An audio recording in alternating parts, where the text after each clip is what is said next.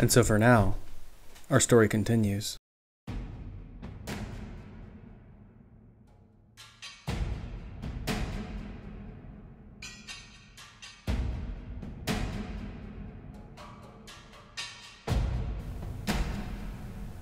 Welcome to Sojourners Awake. I'm Jonathan. We are artists. We are storytellers. No matter the medium, we are creating lives through the stories we tell. Personally, I have engaged with the arts, music, public speaking, hospice care, and now, the fantasy role-playing game Dungeons & Dragons. I started learning about this game in 2017, and since then, I have found it to provide an excellent method by which to tell stories. Stories of healing, recovery, and redemption. Stories of pain, grief, and triumph. Whether you are a fan of Dungeons & Dragons or simply enjoy telling wonderful tales, I hope that you enjoyed this experience as much as I enjoyed creating it. Together with a few friends, I set up a storyline of total chaos and disaster, and my friends roleplay as the characters destined to change the outcome through heroic deeds. We call these heroes Sojourners. A sojourner is one on a journey, one who spends a day traveling with another. This journey they take involves risk and reward, invitation and challenge, success and failure. Add in a couple random rolls of the dice and the adventure begins to unfold right before our very eyes. Some of this is prepared on my part, and some of it is total improvisation. All of it is from the heart. All of it is designed to tell stories of our own lives and humanity through a lens of fantasy role-playing. So continue to listen, subscribe, follow along, and maybe, as you sojourn with us, you discover your own voice as a storyteller. And so for now, our story continues.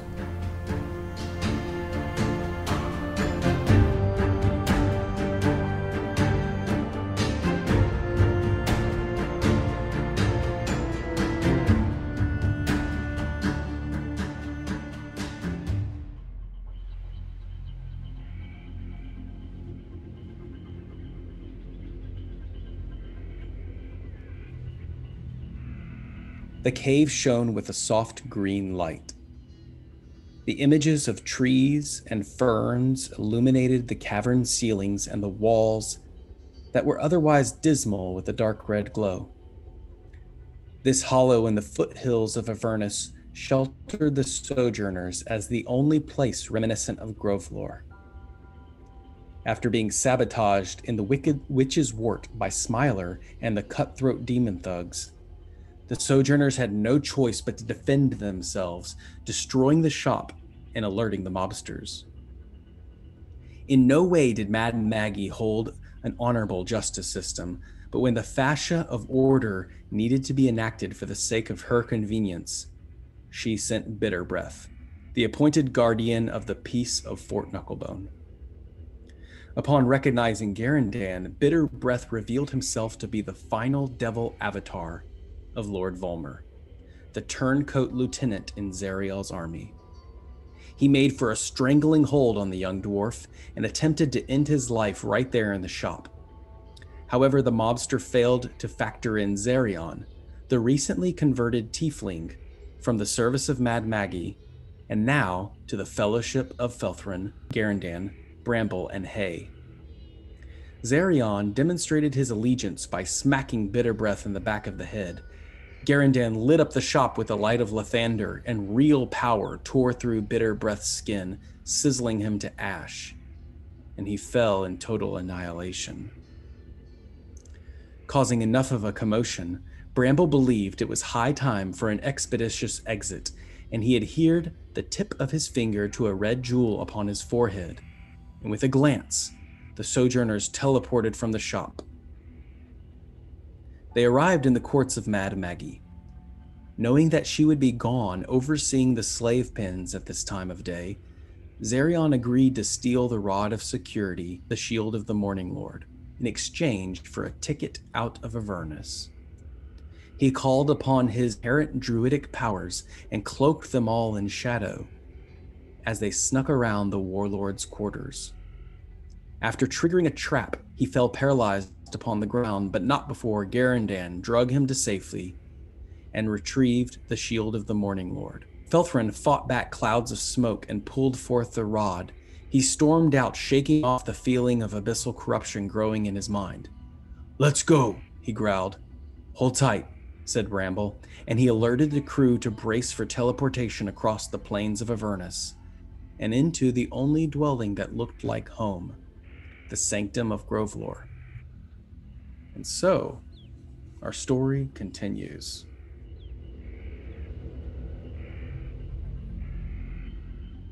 You were all sitting there nursing your wounds, taking in everything that is accounted for, including your tiefling friend, who has recently joined the party. Hey, it's been a little bit of a whirlwind as you have gathered in everything, but for some reason, you were here just a moment before everyone else, and you welcomed them all into this cave, seeing them now smoking with sulfur, covered in bruise and beaten, out of breath.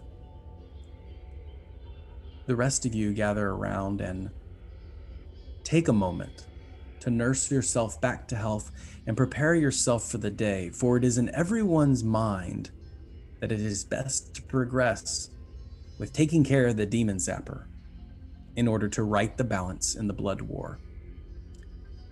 So Felthrin, if you would take a moment and describe to us how you are nursing yourself back to health, and everyone keeping in mind that it is his 287th birthday. Well, Felthran was pretty happy to get back to this little oasis, and for a second he's lost himself in it, so kind of feeling like he's back on the mortal plane. Maybe his spirits are a little bit lighter. He's got enough liquid in him, and he's probably cracking a few jokes. He's not quite as jovial as normal, but a little bit more than he was when he woke up this morning. And takes a second to reflect on the fact that another birthday is here, and that instead of having people wait on him and worship him in Grovelore, he's running through the plains of hell with his adventuring buddies. And I think a half a second of remorse that didn't take the easy road comes in, and he shakes that off real quick and grunts a couple times in agreement that this is where he's supposed to be and he's doing what he's supposed to be doing. Speaking of your friends, Garandan is close by. Garandan, as you're factoring Felthrin into this time of short rest, as you recover, how does this appear as we look on? Garandan is, he's enamored with his new shield.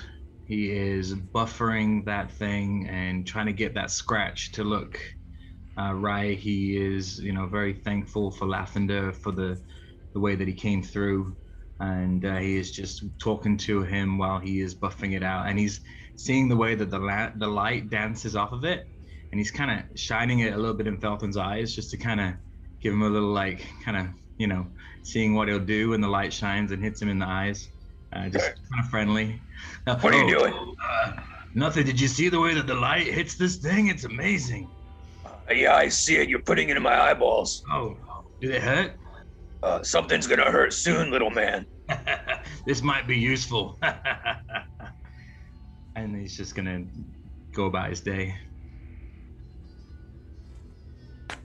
And we look over to Bramble. The teleportation magic has faded and your body has adjusted to this time and this place. The circlet has provided quite a measure of godlike power upon this plane. But as we look upon Bramble at this moment, what do we see? He's feeling pretty exhilarated despite his wounds at first. I mean, they basically just pulled off the biggest heist of his life. um, so he's kind of just swimming in that high for a while, as he tends to his wounds, some deep cuts from those rogues, and then he remembers that before they started flipping up the tables in the tavern, he managed to swipe a sealed flagon of dwarven ale to share with Felthrin. I love it. So he takes it out of his pack and says, Felthrin, I got this for you. Happy birthday. Bramble. Thank you, Bramble. Will you share it with me? I had plenty this morning, thanks. Oh, come on, take one drink. I'll have a little.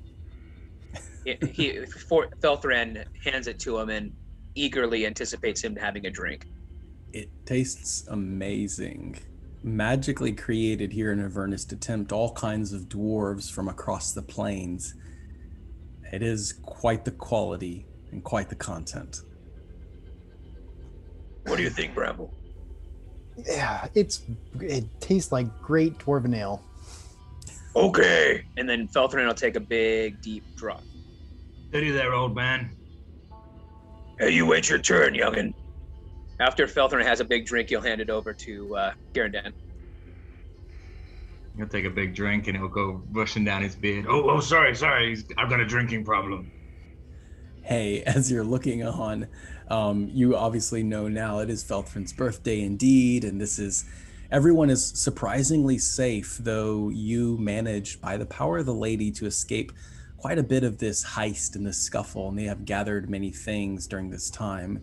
Nevertheless, it was you that reminded Bramble the safest place was to escape into the sanctum of Grovelore that y'all have so cleverly crafted here in Avernus. Nevertheless, as you progress on throughout your early 8:30 in the morning, how do we find you? I wish I had known it was your birthday, Feltern. Here.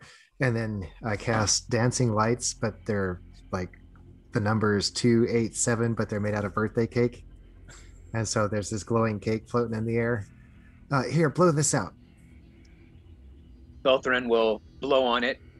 What happens? I dispel it and then replace it immediately with prestidigitation and a shower of sparks. I'm sorry, it's the best I could do. Oh, thanks, hey. That was wonderful. Yeah, happy birthday. Thank you. I'm glad you're here with me. Me too. Zarion, as you recover from your paralysis, the feeling is returning back to your fingers and your toes. Once again, if you would take a moment to describe your appearance for this newcomer, Hay, who would be a new member of the party from your eyes. Yeah, he's looking at you very curiously. Mm-hmm.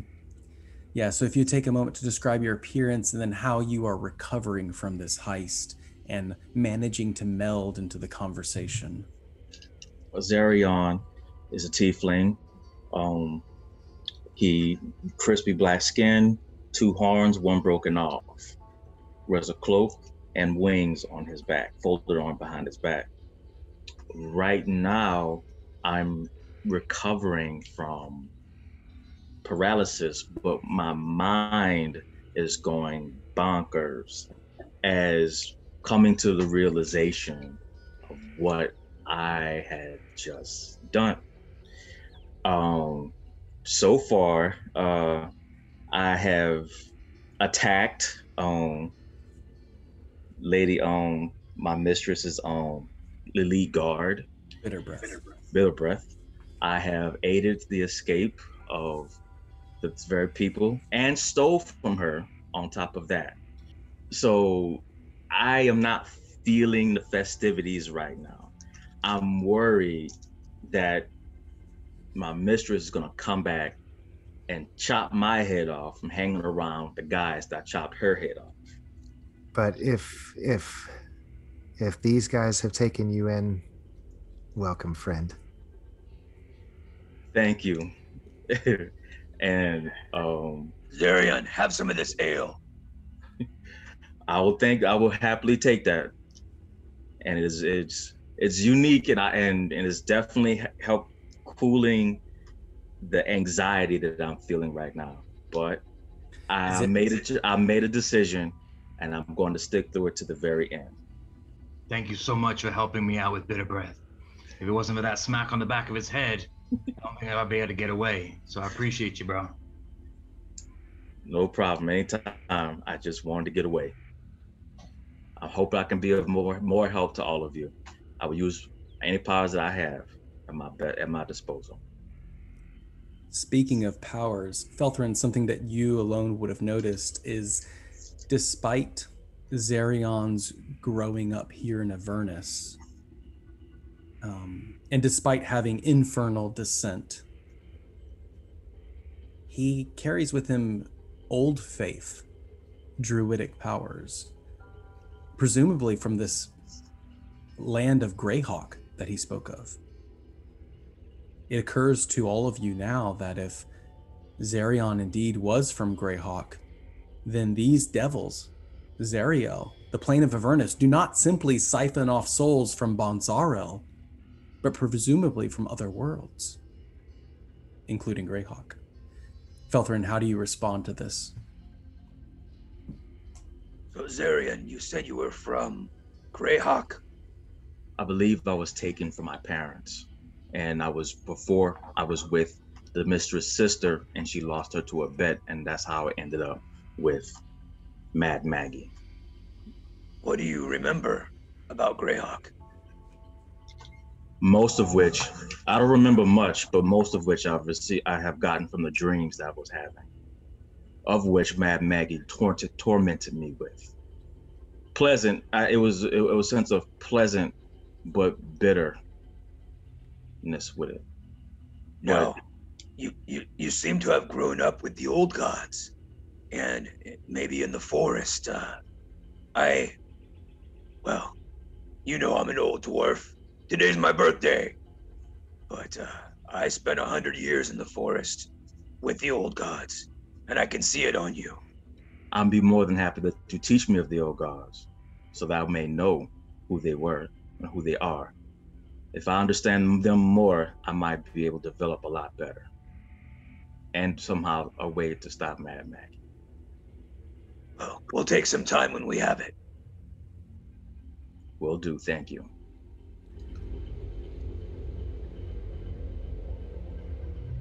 Zarion, between sips of ale, you hear it. The rumble of engines, the puff of smoke, the terrorizing grind of the demon tormentor, Mad Maggie's war machines. Oh God, here she comes. And no one else hears it, especially Bramble. It's all quiet here in the plains of Avernus.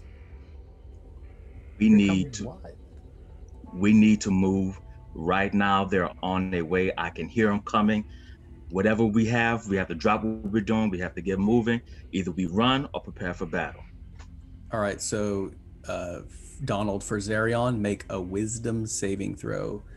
I rolled a 4. Okay, so you can clearly see now, Bramble, that Zarion is panicking. He's hearing things. I mean, you've sensed, the ground is still. There's nothing coming for the most part. You can tell it looks like there might be a firestorm brewing outside, but you can clearly see Zarion's in a full panic. How do you respond? Zarion, I don't hear anything. What do you think you hear? She's coming. It's her engine. It's everything that she has. She's bringing it with her. We have to move. I can't explain it. I've lived with her for vast majority for a long time, and she is coming right now. She already knows that we've taken from her. She already knows, and we have to be ready. By the time she gets here, we need to be moving. All right, hang on a second. Could you describe in detail everything that you're hearing and feeling to Felthran for a minute? Bramble's gonna run to the entrance of the cave and try to see what's going on. Okay. Bramble, make a perception check, and then Zerion, you see that Bramble's kind of passing you off to Felthrin to describe for a moment what you're sensing. Clearly, Zerion's having a moment of panic. I'm Elthrin feeling. will speak to him in Druidic. Ooh, Calm, my friend. Tell me what you're feeling. you I understand feel- everything he's saying. I feel the engines roaring. I feel not just the engines. I smell the blood on her breath, and most of all, I can feel rage. Okay, well, Bramble is going to listen, and we're going to move. But what you need to do is finish that mug of ale, take a couple deep breaths. With a 24 on perception, Bramble, it's clear. You can tell, though. Not only is there a firestorm brewing, but here in Avernus, you have gathered that sometimes lava and fire will rain from the ground up, surprising creatures. As you proceed forth across the plains of Avernus, you know that you have to reach the burning beacon with fire coming from the sky and fire erupting from the ground. I would like to know how you and Garandan are going to lead this group to the burning beacon. Bramble, you have that map? Yeah, here it is. How far away does it look to the burning beacon? 1 mile. I don't know. Yeah, it's actually it's very close. I mean, according to the map that y'all see on Discord, because the DM is awesome. Wow. Look at that. Didn't have Yeah, key, it's you know? it's a nice. What's that, Patrick? It didn't have a key saying this much, this mile. No. Oh yeah, not that good. Yeah. Okay, so let's say it's a 3-mile march. 3-mile march. Okay. And Garandan has all the weather patterns still downloaded from Professor Thaddeus. Speaking of, you see a little imp on your shoulder. Whoa. All right, When did there, you- old chum. Oh, yes. I tell you what, you certainly know how to rob a store. I got out just in time. Well, you know what they say, when in hell, you know. Exactly, right. But I would like to inform you that you're most likely not welcome at the Witch's Wart from here for all eternity. We don't plan on going back. Ah, very well. But yes, I am here at your service, and I can definitely tell you that the weather patterns are erupting. You have risk for firestorm from above and below. So Garandan reaches in his pack and pulls out incense, steps outside, picks up some of the mud and the earth from the omen, and he lights the candle, and mixing it together with some water from his pack, he can cast control weather for a 5-mile radius. What level? It's an 8th level transmutation, but I can control the weather for a 5-mile radius, and it takes 1d4 to set in, and you set the kind of what it is, and I can change it down 1 or up 1 depending on what's going on. Greatest Wow. cleric ever.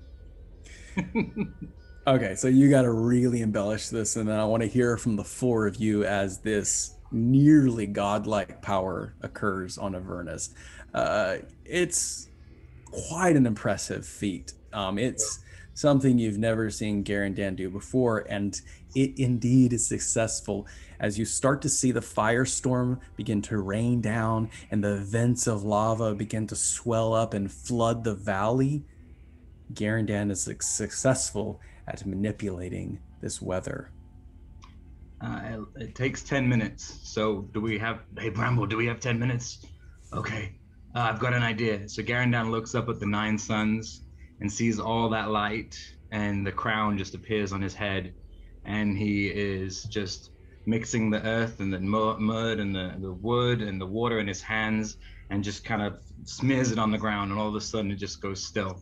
And like at a 5-mile radius around him, It's just like a light halo around them. Fire begins to subside, and hey, you look on. How? I see myself standing in the cavern, so I see Garandan's silhouette in the entrance to the cave as he's doing this. And it's just a black figure against all the light and eruption going on beyond, and just flashes of yellow and red around the edges of his silhouette. So I'm amazed by this, but understanding now that something big is coming, Hay decides he wants to help. And so new thoughts begin to swirl in his mind. His eyes glaze over, and he reaches forward and touches Garandan on the back. And Garandan, a feeling of awareness, hyper awareness, surrounds you, and you will have the effects of the foresight spell for the next 8 hours. And basically what that means is that you can't be surprised. You have advantage on attack rolls, ability checks, and saving throws, and other creatures have disadvantage on attack rolls against you for that 8-hour period. And I figure if you're the one with the heals, we're going to need you standing. I'll see your 8th level spell and I'll raise you up. That's my 9th. Yeah, right. Mine is more subtle, though. Hey, as your eyes glaze over, you do hear a voice echo in your head. Okay, but please, you'll save some for me, not play with all your friends, right? You still haven't forgotten about my poor lover, Cesario. I have not forgotten, lady. No. Come home soon, Hey. I don't want you playing with your friends too long. But you want us to make a splash, right? Yes, of course. So once we've done that, I'll come home. Felthrin, as you are taking a moment to simultaneously prepare for this trek and look on as Garandan exudes this power, how does it look? Well, as Felthrin is helping Zarian calm down, and then looking to see what Garandan's doing, I think he's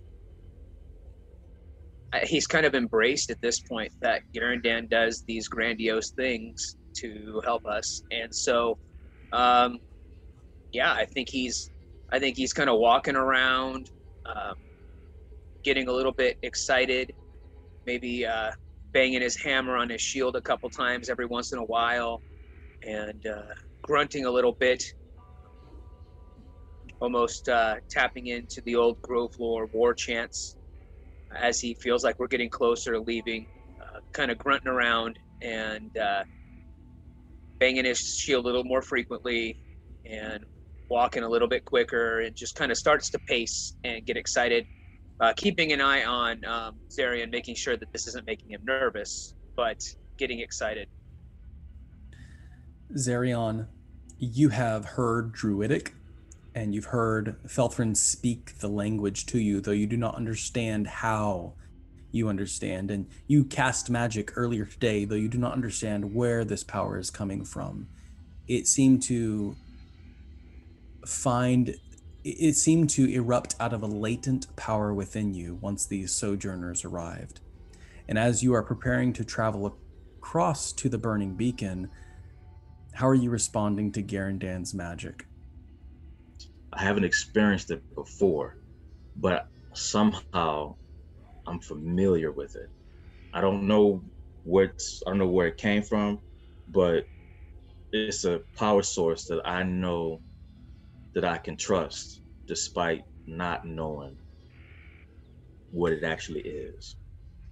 And indeed, Garandan, as you stand there, I imagine, with both hands outstretched, this crown of light on your hand, as you manipulate and pull back, the lava swells deep into the earth, commanding the firestorm to cease and pull back against the horizons as the 9 setting suns begin to peak over the horizon, as if Zariel herself is looking over your shoulder, you sense you've made quite an impression upon this land, as nearby devils and demons and fae all look around at the miraculous change in weather. Bramble, as you're leading the party, how do you progress to the burning beacon? So Brimble realizes right away that he can put his umbrella away. We got those umbrellas from Professor Thaddeus, so he's... Oh yes, all right, I say, you won't be needing that any time, old chap. Looks like you got the regular weatherman over there. Yeah, he surprises us literally every day. This is probably the second or third surprise today, as a matter of fact. Well, let's see. It looks like we could probably cut over that way and get in a bit of a rift and travel most of the way out of sight lines. I say you really want to do that. As you're walking along, you talk with Professor Thaddeus, and he asks you, Bramble, he said, I was wondering, the thing that intrigues me the most about you mortals, and you see that his small little devil face is scrunching, trying to attempt some emotion of curiosity. He presses his spectacles up his non-existent flat nose. You don't exactly live a cautious life. While here in Avernus everything is rewarded for bravery and cowardice is looked upon very sourly, you would be completely annihilated if not sent forth to the afterlife if you died here on this plane. Nevertheless, you do not guard your life. You constantly put yourselves in harm's way. You constantly risk life and limb. Might I pry and question a mortal's existence as to what is the exact reward you are planning to attain? That's an interesting question. I think it's different for each one of us. For me, I kind of just like the thrill. It's just fun being with these guys, getting into trouble. It's what I was meant to do. I'm not really seeking anything bigger or better in the end, although I do want to protect my mortal plane. But if you talk to Felthrin, I guarantee he'll tell you for the greater good. That's kind of his thing. Oh yes, I've heard him say that many times. So I think it's different for each of us, but so it really comes down to territory. You want to protect your mortal plane, and you see that if you interfere with this gang war here between us devils and the demons, then you'll right everything and keep it from knocking at your door. Am I correct? Yep, pretty much. And then you have fun while doing so. I enjoy the process, yes.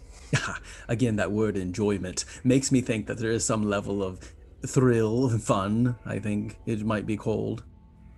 Yep. So it's not out of a sense of duty. There's some duty. It's complicated.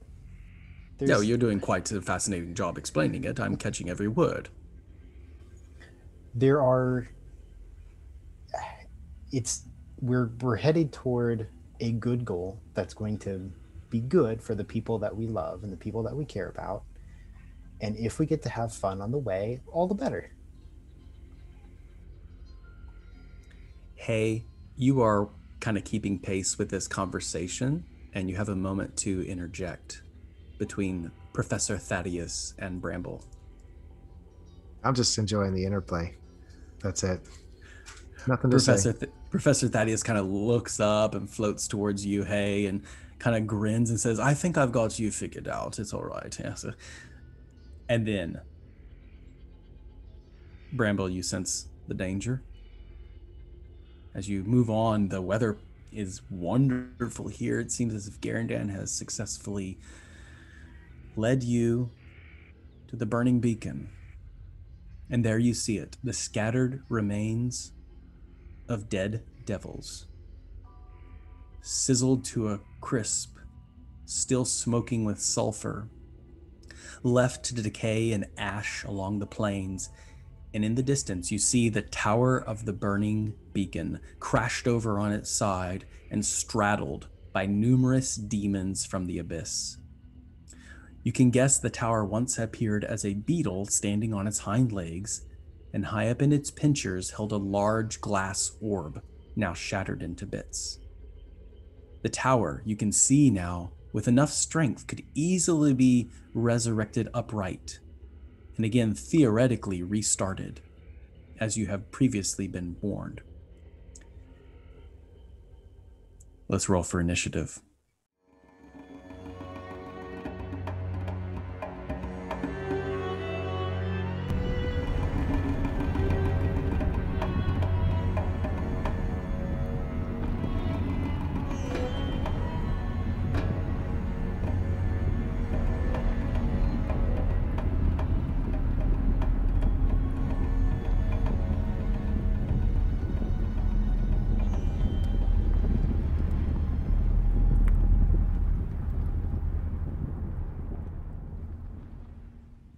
I don't have any problem with West. Okay, so you are coming across what you see is large 50-foot cliffs that are enclosing and crusting around this disabled burning beacon, also known as the Demon Zapper. The creatures that you see swarming around have the bodies of slugs and the heads and arms of pigs, slopping around and rooting around. They open their mouths and they slobber all over this place, consuming some deceased devil corpses. These devil corpses that are being eaten and consumed into sulfur look like military platoons. They look like they have armor on. They wield large glaives, and nevertheless, it has been a bloody battle in this place. Bramble, as you are progressing on, I would like to know what your first mode of action would be. I'm going to look for a place to get close enough to shoot at them, but stay hidden. Okay. Go ahead and make a hide, bonus action hide then.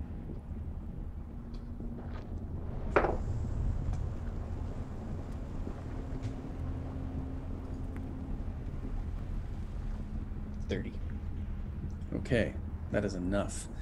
So go ahead and take your shot. We're going to just put you right here. You're obviously within range.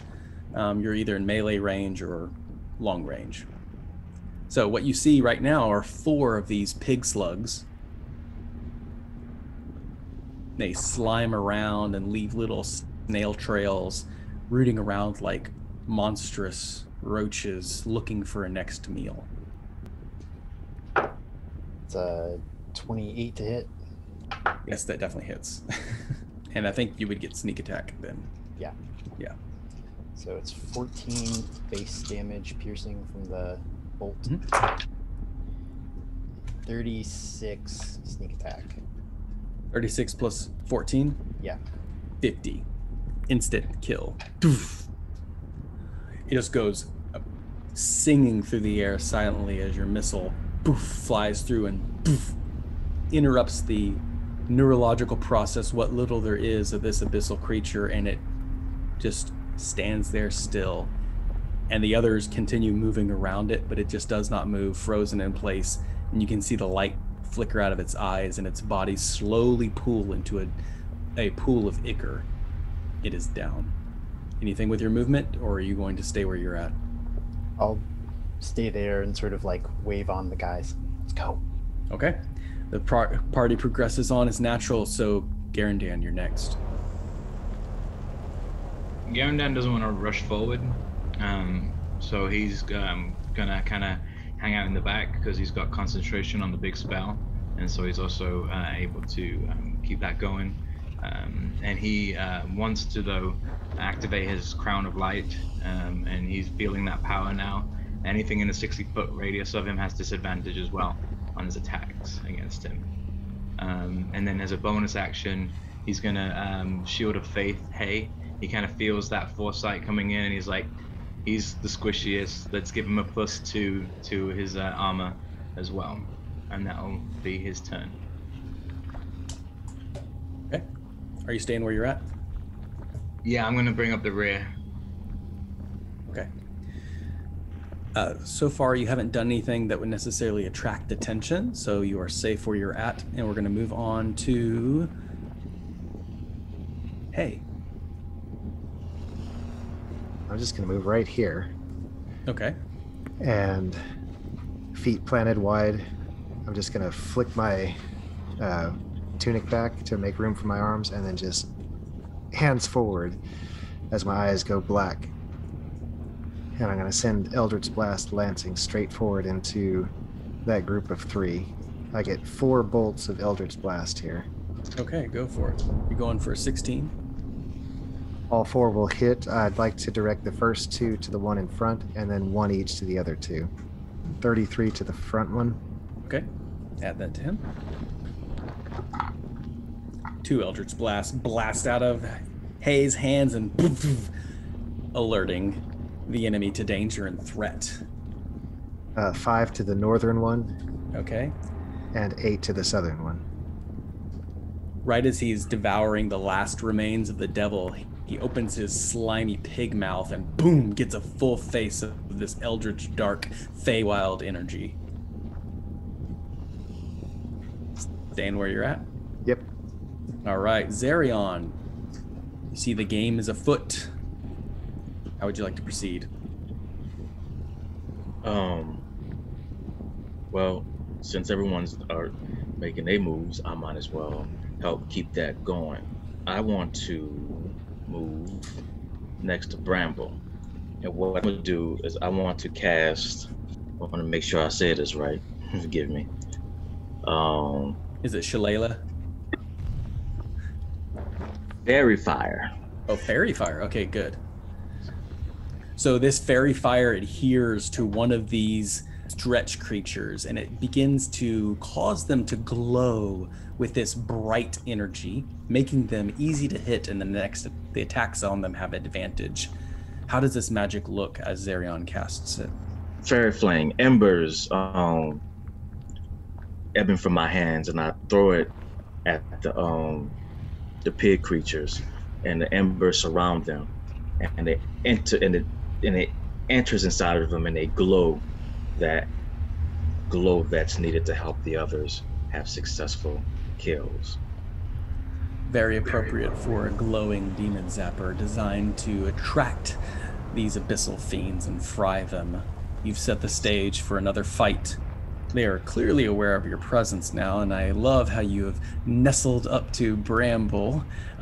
Classic of like the kids playing hide and seek, and one of them's found the best spot, and the little brother comes alongside and like, "Get out of here!"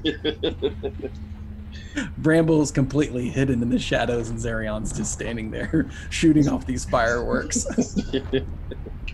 Bramble, please say something. Find the next. There's another one right there. Taking up the rear, Felthrin, your team is in full force, and you see this is an overwhelming amount of creatures.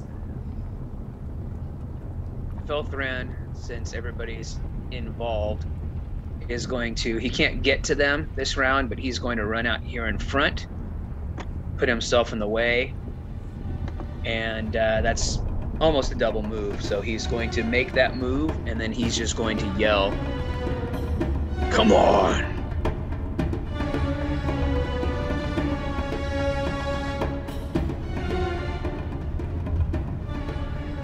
Felthrin definitely standing running point for these creatures. It is now their turn for round 1. Who can't be surprised? Neither Garandon nor me. I have alert as a feat. Okay, so Garandan and... I have alert as a feat also. Okay, don't you all just have alert? All right, so you start to hear this humming sound of wings. As this noise and the smell of mortal flesh begin to pick out, you see these large mosquito-looking demons begin to flap their wings and hum, and they have the faces of gaunt skeletons. They screech and they moan, and they begin to issue forth this horrible buzzing sound. So, I need everyone in the party to make a Constitution saving throw, but I will allow for those, Garandan and Felthrin, to do so with advantage, to give you a moment to stop your ears. You pass with an 18. Felthrin, you pass with an 18. Garandan passes with a 16. Thanks for the advantage. I'm not going to tell you what my other die was. All right, so Bramble, I think you rolled pretty low. 4. Yep. Ooh, Bramble. Yikes. Okay. I didn't realize you could roll lower than a 20 on anything. I have some weaknesses. I try not to talk about them. Years later, Bramble's in therapy, so I'm ready to talk about my problems now. All right, Donald, what'd you roll? Yeah, I got a 6. A 6 total. Okay. Total. That is still a fail, so technically this is awful. Bramble and Zarion, as you're kind of like sculling back and forth, this drone of these creatures hits your ears and you immediately just fall unconscious. And you are asleep. Zarion and Bramble are asleep and they just collapsed to the ground. Then the Dretches move forward. Felthrin, you have caused the greatest amount of hate, so all 3 of them are going to charge upon you for now. And that's going to be 23 and an 18. 23 is good. All right, so you only take 16 points of damage and you parry off the other 2. The other 4 are going to rush at you, Hey. That's a 22, a 22, a 23, and a natural 20. Those fools all missed. Uh-huh.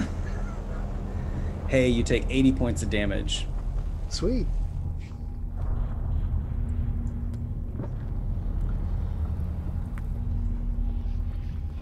And it starts to get really crowded. As they begin to climb over rocks and walls and dead demons, they begin to sense the power and the presence of these mortal creatures, the magic going off. And they seem completely unfazed.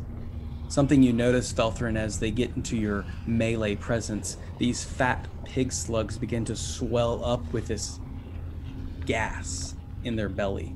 And they all look like they're about to belch.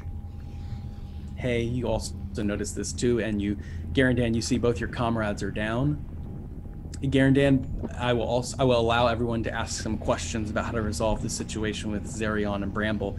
But Bramble, we're going to start with you. Your turn is done. You're out for the count. Next up in the initiative. Yeah, it is. You see these little mosquito guys kind of moving into position as well. You have some chance for questions too. Okay. So Bramble and Zarion, they're down, like they're knocked out. It looks like they just eyes rolled back in the head and just kind of collapsed, a little bit like what happened with Mad Maggie and Zarion earlier. This is kind of like two for one special for Zarion. Jeez. Okay. And you said Hay just took 80 points of damage and he saw Felthrin take a little hit, not much. Okay. 16. Can you think of a way to wake up Bramble and Zarion? Yes, you can. You know that if you splash them with holy water, or if they incur damage, they will wake up. Kick him. Is holy water a bonus action? Like... I think since you're controlling the weather, Mr. Light God, I think you could probably do bonus action cast holy water, at least on one of the characters. Yeah. Okay. So yeah. Oh, one of the characters. Okay. Who's next? So okay. So Garandan, knowing what's going on, he's gonna run his full distance, 25, to be next to them. Okay. He is going to splash Zarion with, gonna shake him a little bit. Hey, wake up! I'm gonna need help with the healing here.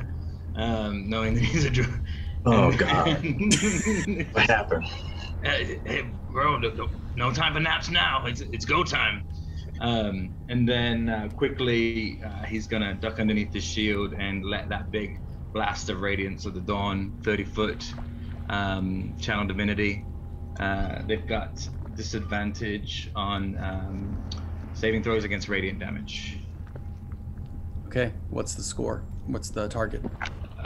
Mine is a 19. A 19? Okay. Yeah. That's 4 fails. Okay. Yeah, all the pig slugs fail. All the pig slugs fail. Okay, so 2d10. Get him. So it's 22 points of radiant damage, everything in a 30-foot radius. All right, this one immediately crisps into ash.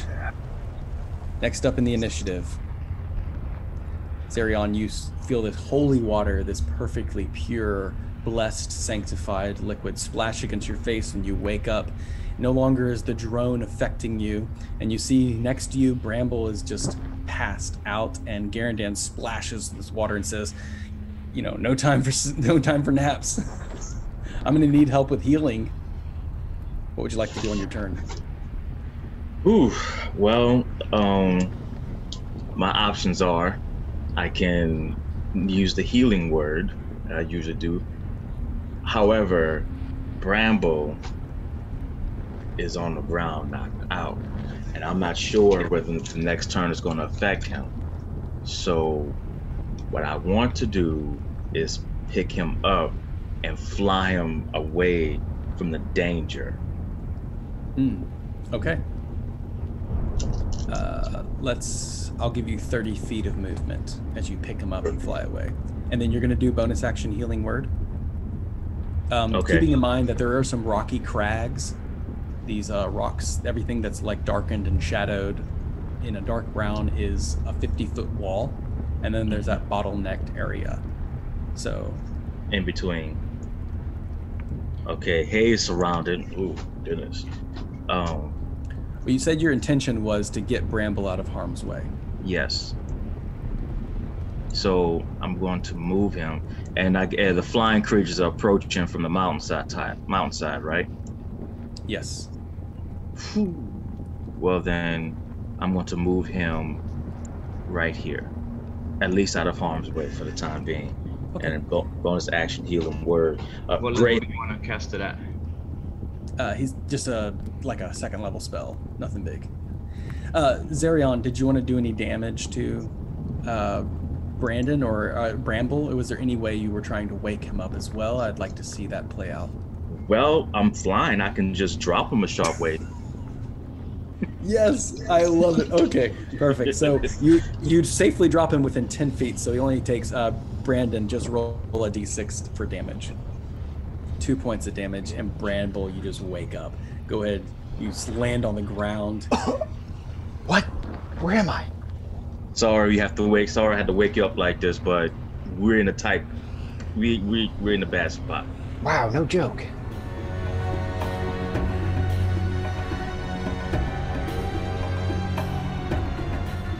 So Zarion and Bramble, you are now immune to the drone of the Chasmaze. Next up in the initiative, Felthrin. I think he skipped me in this round. I'm sorry. Go ahead, Hey. Yeah. Yeah, I'm sorry. I don't have the initiative in front of me, okay. So please just speak up. Yeah. Okay, gotcha. I know that Zarion and I had the same number, so I figured there was some flex there. I'm going to jump straight up into the air as I cast Fly.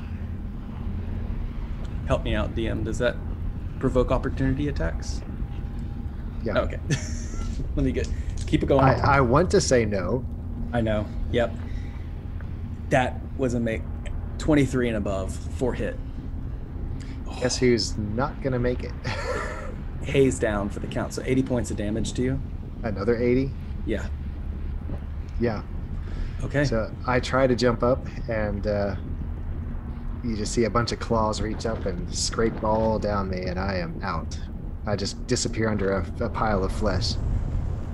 These abyssal creatures began tearing down and grabbing Hay, holding him down. Hay, you did not comprehend the strength and the fierceness.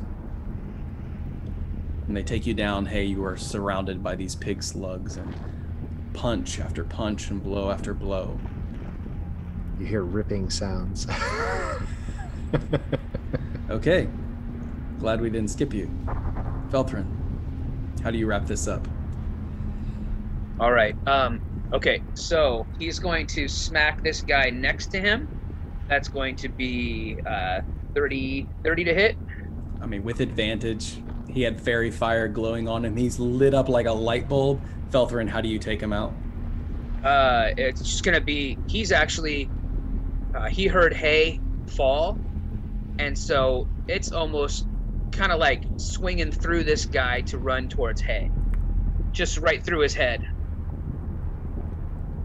And then he's going to run over here and he's going to start whacking these guys. So he's going to start with this guy closest to him. All right, 18 to hit, which is going to be 19 bludgeoning, 3 lightning. All right. He's down. So you're going for a 15 on AC. Nice. All right. His Nice. third attack is going to be that's actually going to miss. But he is going to action surge because his buddy Hay is laying in the middle of these jacked up dudes. So, yeah, he's going to take 3 more attacks. And I'll try to roll them in all the dice at the same time here.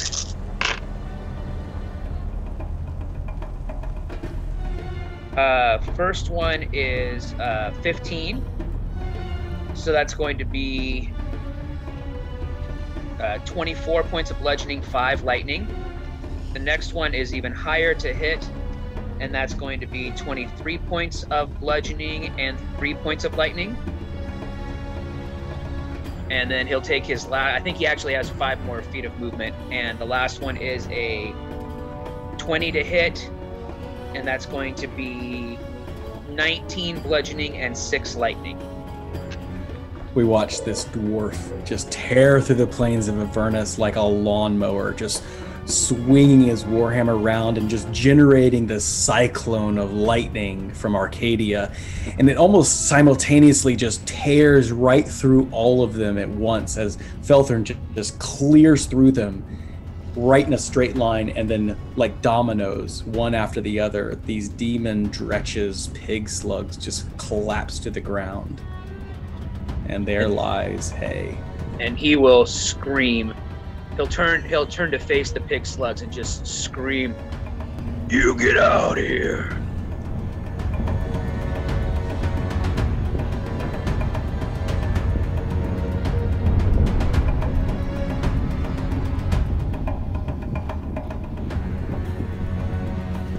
Ah, Sojourners, what will happen to Felthrin Grovelore? Will he save Hay, his friend, from certain death?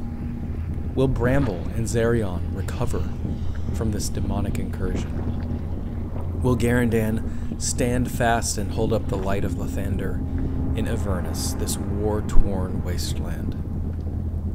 What will become of the burning beacon? Don't forget to subscribe and follow along. And may your story continue.